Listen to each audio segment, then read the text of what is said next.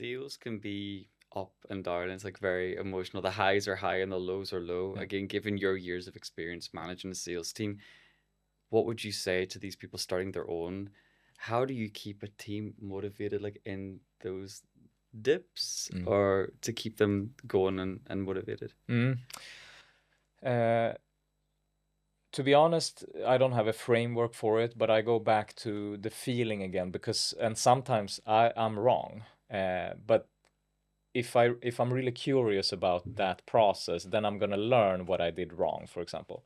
And what I mean by feeling is that sometimes when someone has a dip, you could either be like, okay, I have to push this person now. Push, I know, lead, motivate. But there is parts where you actually can mention, where we can say the word push. It doesn't have to be a bad word. So it's a feeling like someone is having a bad month, for example. Okay, should I, in this case, talk with a person and push them because this person has a personality that I think at the stage where he or she is right now, she needs a push, for example. Or should I be like, don't worry, don't stress at all. I'm here. Like, I know what you can do. I think you're amazing. You've shown it so many times. This is normal. Take it easy. Just do your thing.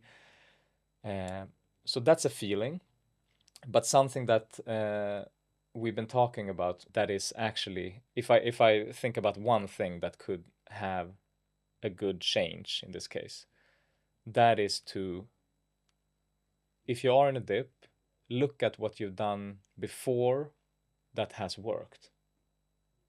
What have you done previously that actually worked for you? Because it's so easy when you're starting to have a dip and you have 1, 2, 3, 4, 5 calls, for example, in a row, it affects you. And you start like your confidence and you start to, it becomes worse and worse and worse. And then you have to stop and just go back to basics. If it is like the script that you had 2 months ago, or,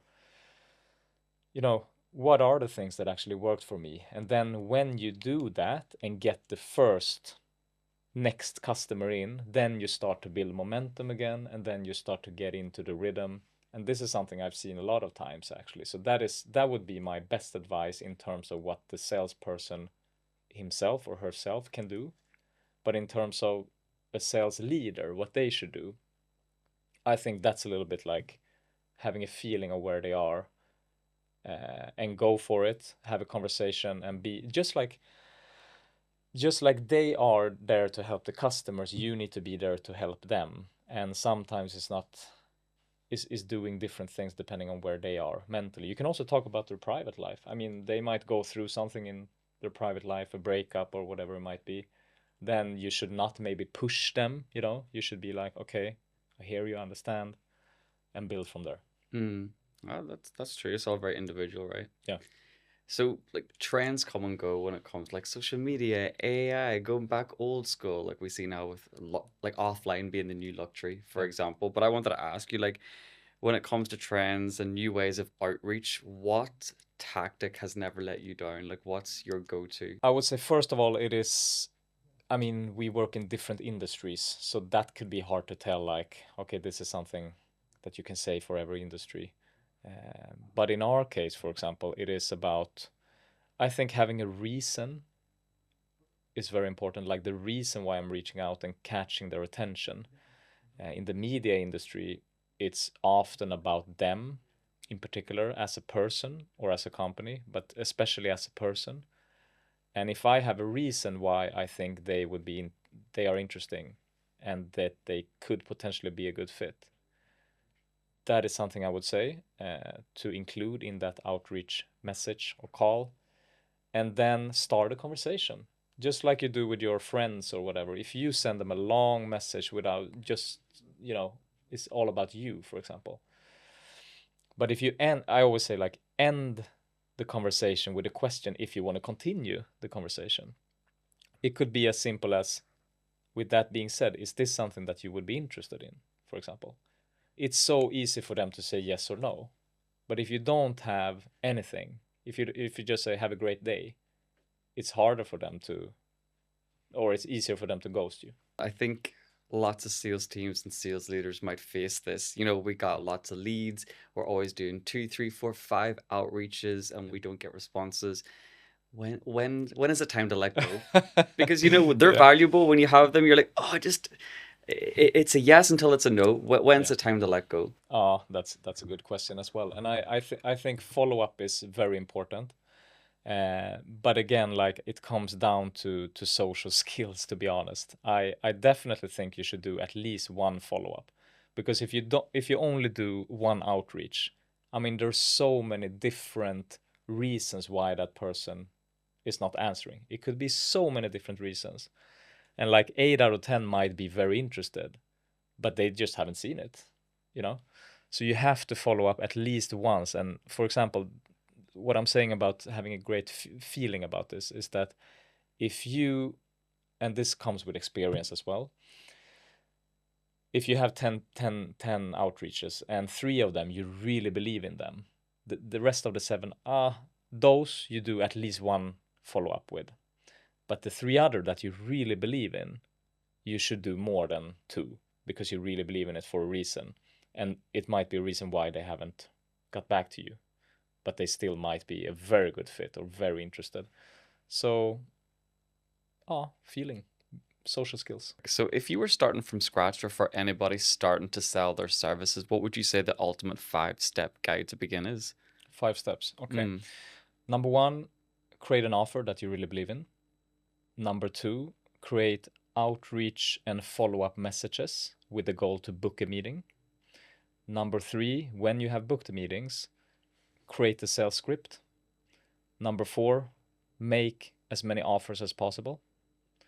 Number 5, have a follow-up process on the offers. After that, you repeat the process, and that's how you become better.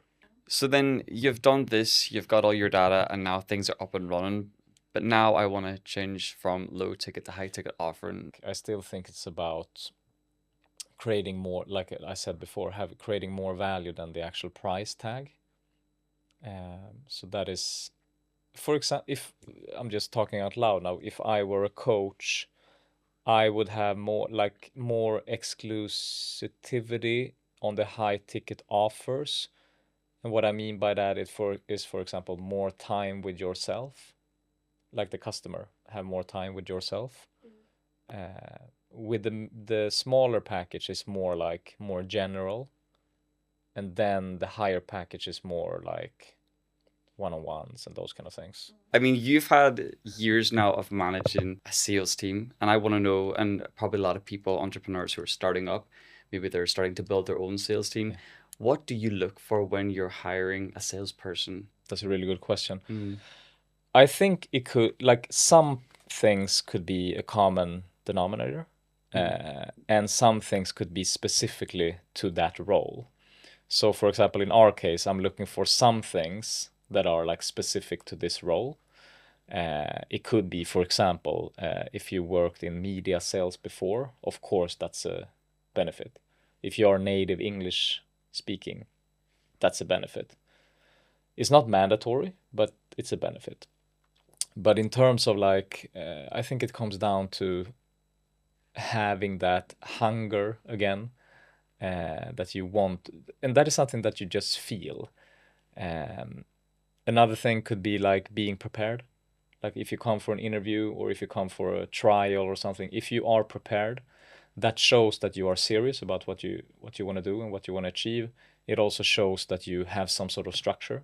I really think it shows a lot if you come prepared or not. I've had like people that I had the wrong feeling about, and we had a good conversation and everything over the phone, for example, and then we booked in a trial session and they didn't show up on time, or they said, oh, I took the wrong day, or those kind of things, and I'm like, oh, I'm not giving you another chance for sure, because I think that's so important. Social skills, of course. It's sometimes it is like a feeling as well, actually. I know we talked about data, numbers, etc., but it is a feeling in terms of, okay, I want to see more of this person. So some sort of social skills, are they able to listen, or do they like take over or interrupt too much, for example, could be one thing. Are they good at listening? Are they good at talking? If they have both of them, that's a very good start. From what you said, would you hire someone who maybe doesn't have as much experience as this person, but this person has a bit more hunger, a bit more drive. Would you take them over the person with more experience?